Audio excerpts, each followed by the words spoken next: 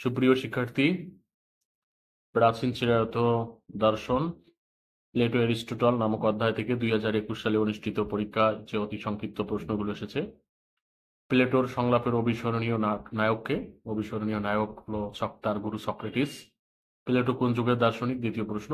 Plato ছিলেন প্রাচীন যুগের দার্শনিক। প্লেটো কোন ধরনের দার্শনিক? প্লেটো ভাববাদী দার্শনিক। বন্ধুর প্রতি বন্ধুত্ব আর শত্রুর প্রতি শত্রুতাই হলো ন্যায়, এই উক্তির প্রবক্তা মার্কাস। প্লেটোর দার্শনিক আলোচনায় কোন পদ্ধতির প্রবর্তন করেছিলেন? প্লেটো তার দার্শনিক আলোচনায় দ্বন্দ্বমূলক পদ্ধতির প্রবর্তন করেছিলেন। প্লেটোর বিখ্যাত দুটি বইয়ের নাম? প্লেটোর বিখ্যাত বই the Republic, the laws, the Statesman.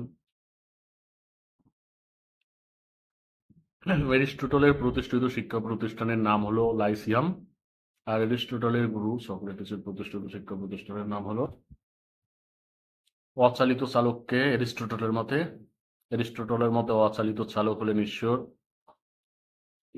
Aristotle কি আত্মার অমরত্বে বিশ্বাস করতেন?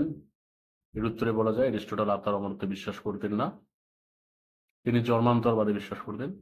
এরিস্টটলের মতে দ্রব্য কি? এরিস্টটলের দ্রব্য হলো তাই যা স্বনির্ভর, যা তার যার নিজের উৎস, যার অস্তিত্বের জন্য অন্য কোনো কিছুর উপর নির্ভর করতে হয় না, তাকে তিনি দ্রব্য বলেছেন। মেটাফিজিক্স নামক বইটির লেখককে? মেটাফিজিক্স নামক বইয়ের লেখক হলো এরিস্টটল। আর মেটাফিজিক্স শব্দটি প্রথম ব্যবহার করেন কে? মেটাফিজিক্স শব্দটি প্রথম ব্যবহার করেন অ্যান্ড্রোনিকাস।